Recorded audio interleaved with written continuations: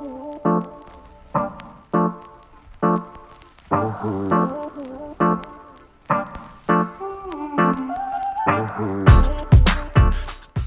don't know if you guys heard the Ayesha Curry interview, the Red Talk. The Red Table. I ain't gonna lie, I ain't watched the whole thing. I just saw the clip. Cause I feel like that's all I needed to see. Cause I refused to watch the Red Table. Well, actually, I heard it was a pretty good show. I watched a couple episodes. And it was pretty good. But for the Ayesha Curry, which is like the hot topic on social media, me and Deb was talking about it on the way to work last week, and I feel. For me, I've always been a very private individual, so I don't tend to put my relationships or my stuff out there for social media to see, because we live in a generation where if you're a celebrity and you sneeze the wrong way or you make a comment, like, you're going to get crucified for it, you know. But for Ayesha, she was saying she doesn't get the same attention that Steph gets from the groupies. And my thing is, you married to a wonderful individual, a multi-million-dollar basketball player, someone who is well-known, well-liked. My thing is, why would you want that extra attention? Like, if you're married to Steph, like, be happy in that world. But apparently she feels different. You know, she feels that she doesn't get the same attention as he does. So it sounds like she wants attention a little bit, you know. When I first heard about it, I was like, the audacity, how dare you, blah, blah, blah, blah. But then, like, once I actually thought about it and let it sit with me, I understand. I don't agree, but I understand, like, what she was trying to say. I just don't think she said it well. And she possibly could have, because I did not watch the whole Red Table talking to me, just go based off the clips. I understand that as a woman, having 3 kids, your body changing, everybody's not Beyonce with that bounce back, or not the Tiana Taylors with the bounce back. So she's like, oh, getting into her feelings about how she looks. And I'm pretty sure Steph validates her, loves her in the best possible way he possibly can. But still, it's like, you still want to be validated in other ways, which sucks, because I think this is like a product of like social media being so hyped, because now you actually care about other people's opinions, when without social media you really didn't, because you just didn't have to deal with it. But now with like Twitter, Instagram, Facebook, blah, blah, blah, with like likes, people reposting stuff like that, DMs and comments and all this stuff, you like started to care about what people are saying. So I think she's just in a product of that. And then also, what I think is hard for her is that she's kind of in Steph's shadow, because Steph is probably he's going to go down as one of the best basketball players ever, at least best shooters. He's a champion. He's very famous, very in the limelight, and he's such a nice guy. So therefore, I feel like her being in that shadow with, I know she has like a cooking show or stuff like that. So I'm pretty sure with her businesses, she's trying to get more out there as well. But just she's always going to be in Steph's shadow because she's Steph's wife. And then what I think gets lost in all this, or should be shown, is that when men respect your husband, like genuinely respect him as a man. Women respect their husband. Or spouses respect spouses. We are one opportunity. No, I just did. So like, say for example, like, no man is gonna shoot their shot at Ayesha Curry because we respect Steph so much. Where it's like, you're Steph's wife. Like, nobody's even looking at you in that way. Like, you always will be Steph's wife. So I think that's gonna be like, that's like hard for her. And then also, I remember I seen like a clip that I seen this on social media. It was like a clip of Destiny's Child. I would like to say this is around like, this is around like, I say when Survivor, when they had that album, was that like 01, something around that time? And it was just talking about like how, something around that time, it was basically put it like this, it was right before she went solo. Where she was like, apparently she was at the gas station and a guy tried to hit on her and ask for her number. But like, I guess he didn't know that was like Beyonce, or he was just like, fuck it, I'm gonna shoot my shot. And Beyonce looked like, so like, oh my God, like this hasn't happened to me since like high school. Because since she's so like famous, nobody just like tries to shoot their shot. So it's like, oh. And then also, women are crazy, so like, I understand, like, I get it. Like, wait a minute. Yep. That was left real quick. And now we're in Albuquerque. Like, what happened? We was going to New Jersey. Wow, those are so far. I see what you did there.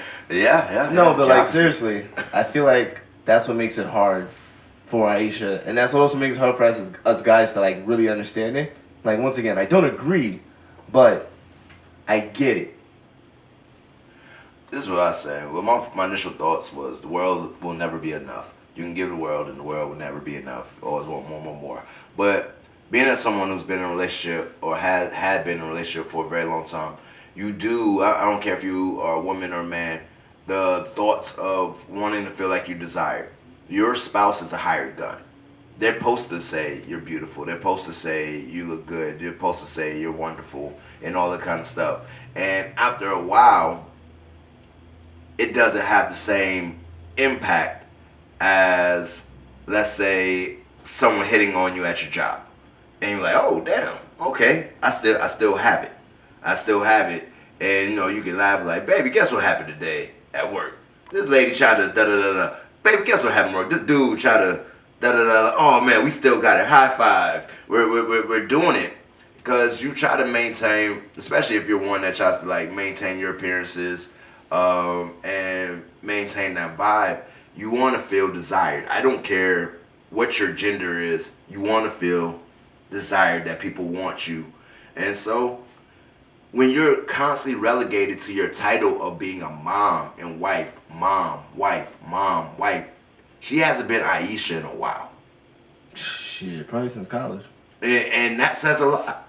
Like, all I see you is as a mom and a wife, and I don't get to maintain my title outside of my gender role. That hurts. And so I get it. Because if I was always seen as the boyfriend of Oprah, Shot to Stedman. yeah. I don't know about that one. I'm Stedman. I'm playing my part. I don't know. I ain't gonna lie. Because you understand the game, you're going to play the part, but you don't think that man don't have insecurities? Every time he had to step out the photo, every time he had to step to the side. Man, I take that photo. You need lights? I put my phone on you. I understand, but you don't think you have insecurities about it. You understand you're going to play the part, you're going to shake it off like you Taylor Swift, but you don't have insecurities about it. And so, how can I look at something and say, if I was in that exact same situation, if I was only seen as, let me see, what's a more, if Beyonce married a regular schmegular dude and not Jay-Z. Let's say Beyonce had married Gerard. Married Gerard. Married her high school sweetheart. Homie was like, he might be a successful businessman. He might own hella car dealerships in Houston, Texas. But you ain't Beyonce.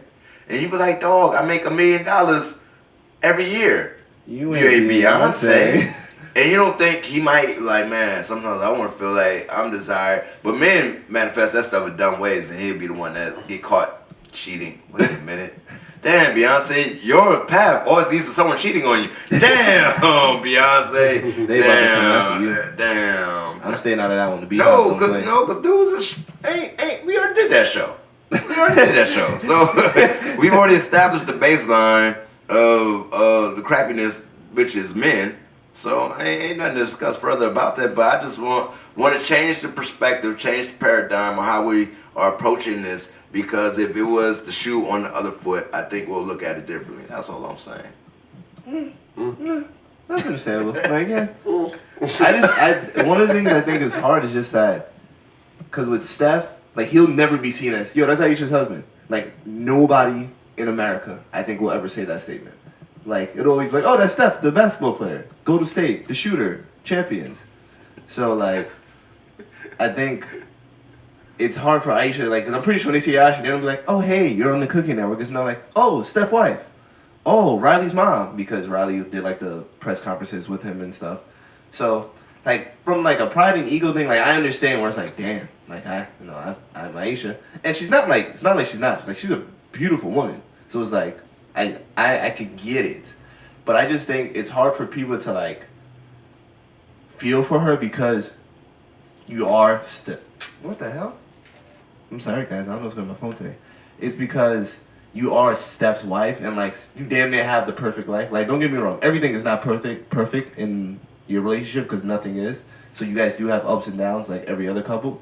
But for the most part, outside looking in, it seems like you have the perfect thing. A husband that loves you faithfully, doesn't step out, 3 beautiful kids. You live in probably world's greatest house. You have your own businesses, but so it's hard for people to see and feel for her. But she is human, so. Sometimes you want to maintain your own identity. That's what I'm saying. Except if you step in.